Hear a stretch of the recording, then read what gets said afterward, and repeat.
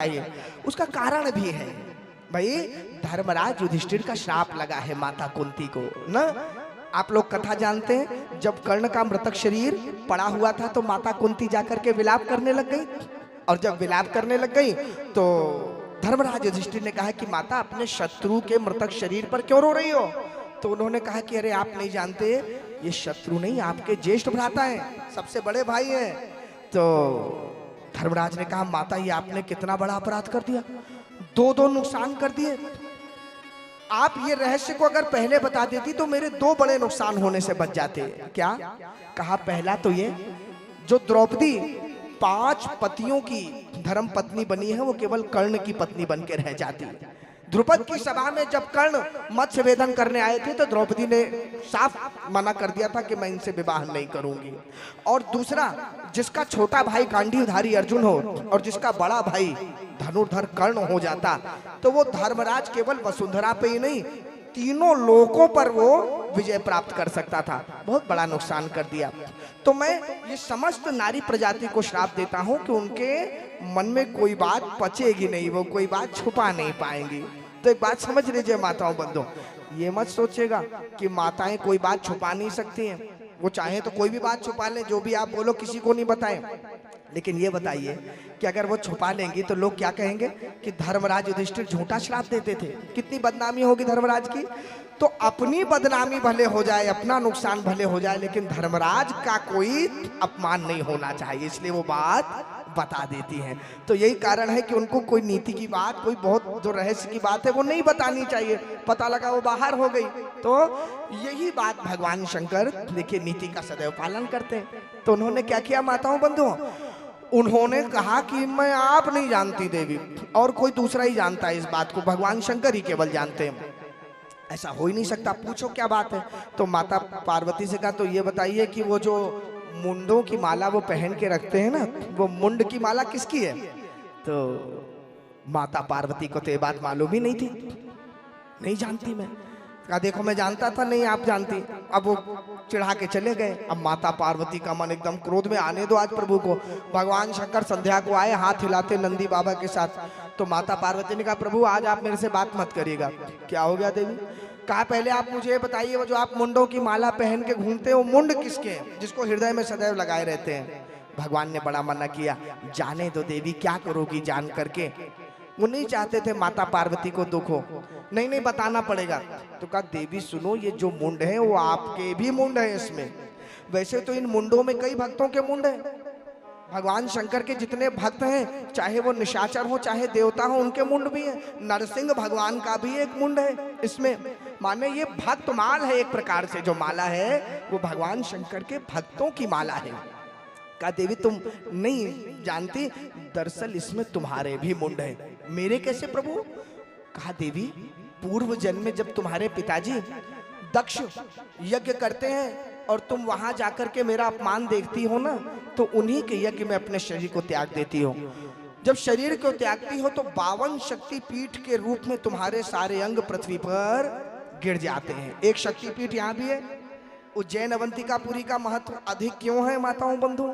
क्योंकि देखिए यहाँ पर ज्योतिर्लिंग भी है और माँ हरसिद्धि के रूप में शक्ति पीठ भी विराजमान है। बोलिए हरसिद्धि मैया की जय। तो कहा इस प्रकार से तुम्हारे सब अंग गिर जाते हैं और जो तुम्हारा मस्तक होता है उसे मैं अपने हृदय में धारण कर लेता हूँ, उस माला में लगा लेता हूँ। तो माता पार्वती ने कहा प्रभु आपके मतलब मैं इस प्रकार से हर बार मेरी मृत्यु होती है? हाँ होती है देवी। तो प्रभु आपकी नहीं होती? नहीं देवी मैं तो अमर हूँ, मैं जन्म मृत्यु के बंधन से परे हूँ।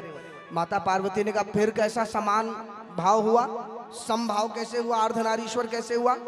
अरे भैया या तो मेरी भी मृत्यु ना हो, मैं भी अमर हो जाऊं, तब बराबरी की बात हुई, या आप भी किसी प्रकार आपकी भी तो कभी हो मृत्यु, मतलब ये कैसी बात हुई, मैं ही मरूं बार बार?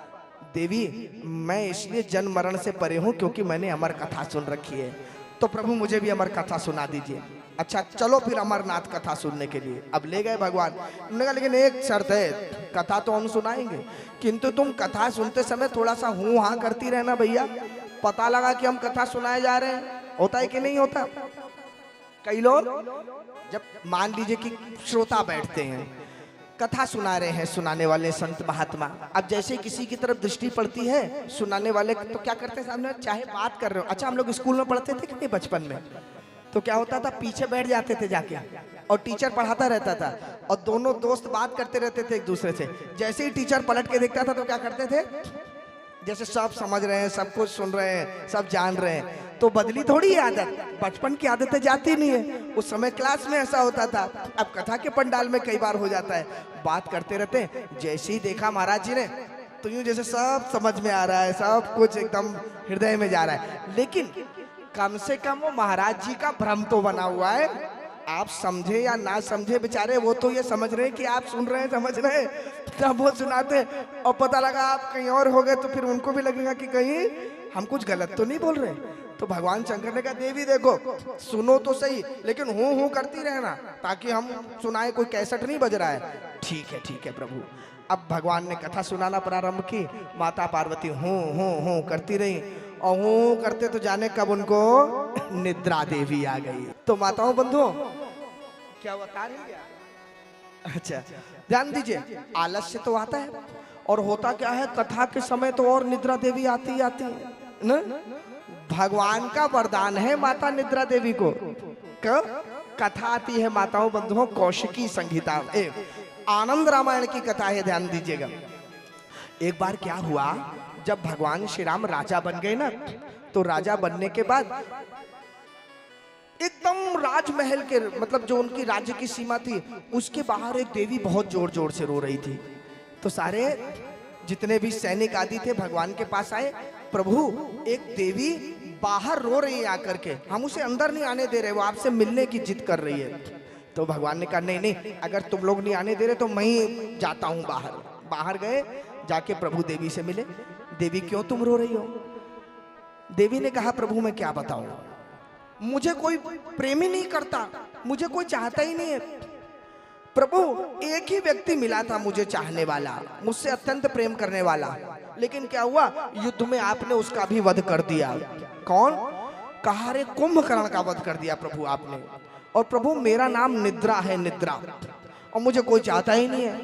सब लोग जागना ही चाहते हैं, सोना कोई चाहता ही नहीं है। प्रभु मैं क्या करूं? तो भगवान ने कहा, देवी तुम चिंता मत करो, यदि कुंभकर्ण का वध हो गया ना तो हम तुम्हें आशीर्वाद देते हैं, कुछ लोग तुम्हारे चाहने वाले आज से तुम्हें सौंप देते हैं। और माताओं बंधुओं, भगवान ने कहा, जाओ, कहाँ कहाँ चली जाओ, पहले तो जहाँ हमारी कथा हुआ करे, हमारा भजन हुआ करे, हमारा जप हुआ करे, पूजा हुआ करे, वहाँ हमारे चाहने वाले तुम्हारे चाहने वाले तुम्हें बहुत मिल जाएंगे, हैं, जो तुम्हें चाह रहे होंगे। उसके अलावा देवी विद्यार्थी तुम्हारे चाहने वाले होंगे, हैं। एक बात बताओ, किताब लेकर के जब बच्चा बैठता है तो 1 घंटे में ही नींद आ जाती कि नहीं, आधे घंटे में? और वैसे मोबाइल लेके चाहे रात के 12 बजे तक देखते रहो, नींद नहीं आएगी ना। किताब लिया नहीं कि 1 घंटे बाद लगता है कि चलो थोड़ा रेस्ट कर लें। विद्यार्थी आपके चाहने वाले होंगे, गर्भवती स्त्री आपकी चाहने वाली होगी, जो अधिक भोजन करेगा, अधिक भोजन करने वाला भी आपका चाहने वाला होगा। अधिक भोजन हुआ नहीं कि निद्रा देवी आ गई। उसी प्रकार से अधिक परिश्रम जो करेगा, बहुत मेहनत करने वाले को भी फट से नींद आती, एकदम बिस्तर पे गिरता है और सो जाता है। तो कहा, आप देवी जाओ, इतने लोग तुम्हें हमने चाहने वाले दे दिए। तो उसमें से चाहने वाले बैठे हुए यहाँ पर भी माताओं बंधु। अब निद्रा देवी यही खोज रही जब से, किसको टारगेट करें, किसको हम अपनाएं। तो ध्यान दीजिएगा, इसीलिए बीच में भजन होते रहते हैं। तो इसी प्रकार से चाहने वाले भेज दिए। तो माता पार्वती भी सो गई, हूं करती हुई। भगवान शंकर ने देखा कि अरे देवी कथा सुन ली आनंद से, अब तो सो रही। अरे तो फिर कथा किसने सुनी? पीछे पलट के देखा तो एक तोताराम हूं कर रहे हैं। भगवान ने कहा, ये तो अनाधिकारी ने कथा सुन ली। त्रिशूल लेके दौड़े भगवान उसके पीछे मारने के लिए। अब तोताराम भागे तो व्यास जी की धर्म पत्नी माता अरणी, उनको भी मिस्ड कॉल आया होगा निद्रा देवी का। तो उन्होंने क्या किया, निद्रा देवी का मिस्ड कॉल क्या है? अरे जमाई, हाँ जो माता ने किया। तो क्या हुआ कि वैसे ही जमाई आ गई। तो उन्होंने किया तो तोताराम को लगा कि ये अच्छा दरवाजा है, इसके अंदर घुस जाओ। इसीलिए हम लोग कहते हैं ना कि जब जमाई आए तो हाथ रख लेना चाहिए ऊपर, एकदम नहीं करना चाहिए ना, मैनर्स नहीं होते। अरे भाई तोताराम ने तो मच्छर कीड़ा कुछ तो घुस सकता है कभी मुंह में, तो इसलिए हाथ रख लेते हैं। अब उनने हाथ नहीं रखा, घुस गए तोताराम अंदर।